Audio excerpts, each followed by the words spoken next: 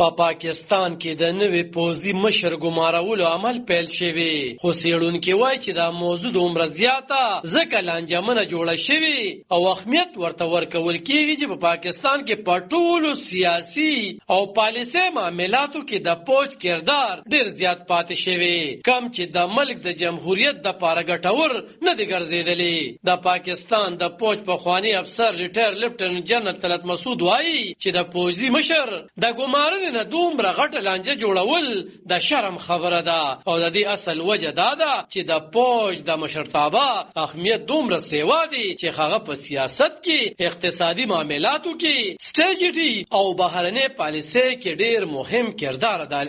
مهم کردار لري او د پالیسیانو طرحه د حکومت د پوج مشر چلوي. میډیا سره خبرو کې خو ول چې د جمهوریت او د پاکستان د عین ترمخه دا ټول کارونه سم نه دي، خو د دې هیڅ پروا نه ساتل کېږي او په پاکستان کې د شورونو په ټولو معاملاتو کې د پوج د لاسوهنې کردار پاتې شوی دی. هغه زیاته کړه چې دا په پاکستان کې عجیبه تماشا او ډېره غټه سیاسي کمزوري ده چې سیاستوال د ولس د قوت په ځای ځان د پوج په لار پیاوړی کوي او په واک کې راولي، او دا د پاکستان د ټول مجموعي مشرتابه کمزوري ده او د پوج د مشرتابه په کې ډېر غټ کردار دی. طلعت مسعود وایي چې دا ټول حالات بیا د ملک د جمهوریت، اقتصاد او پالیسیانو د پاره د تاوان سبب جوړیږي. د پیښور پوهنتون د نړیوالو اړیکو د زده کړو د څانګې پخوانی مشر ډاکټر اجاز خټک وایي چې د پوځي مشر ګمارلو نه لانجه جوړېدل دا څرګندونه هم کوي چې د ملک په نورو ادارو کې کم غیر یقیني حالات دي، دغه رنګ حالت د پوج هم ښکاري.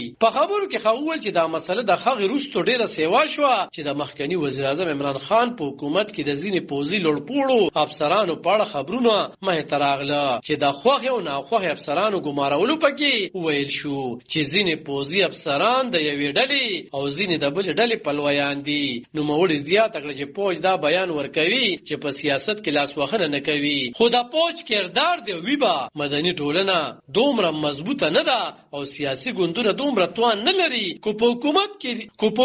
کې دي او کو په مخالفت کې دي چې پوج د پوج په ځای وساتي. او زمانه دی خیال چې پیل خال پوج د سیاست نه لري شوی دی. په پاکستان کې تل په پوج نیوکه کیږي چې په سیاست کې لاسوهنه کوي، حکومتونه جوړوي او غورځوي، خو پوج د یوې مودې نه تل په تکرار سره وایي چې پوج په سیاست کې لاسوهنه نه کوي او پوج د سیاسي معاملاتو څخه لرې وساتل شي. په پاکستان کې چې د 1300 ورځو راسیده نوې پوځي مشر په ګمارنه توده بحثونه روان دي، پوج تېره شپه ویلي چې دغه څوکۍ د پاره د شپږو سینیر پوځي افسران نومونه د دفاع وزارت ته لیږلي دي. د دفاع وزیر خواجه آصف ویلي چې سمري د وزارت دفاع نه وزیر اعظم خوست ته رسېدلي او زر به پاتې مرحلې هم ترسره شي. راپورونه وایي چې د پاکستان په پوج کې دا وخت سینیر جنرالان لیفټننټ جنرال اسم منیر، لیفټننټ جنرال سایر شمشاد مرزا، لیفټننټ جنرال اظهر عباس، لیفټننټ جنرال نومان محمود، لیفټننټ جنرال پیاز حمید او لیفټننټ جنرال محمد عامر شامل دي.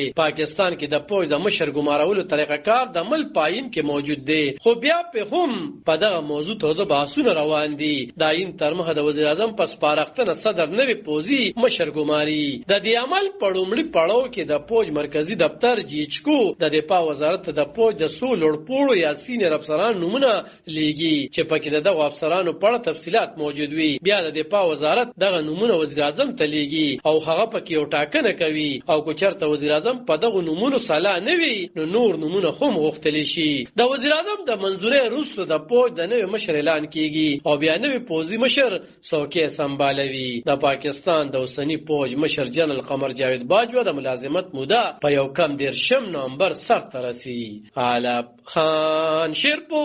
دلبر نیوز 400.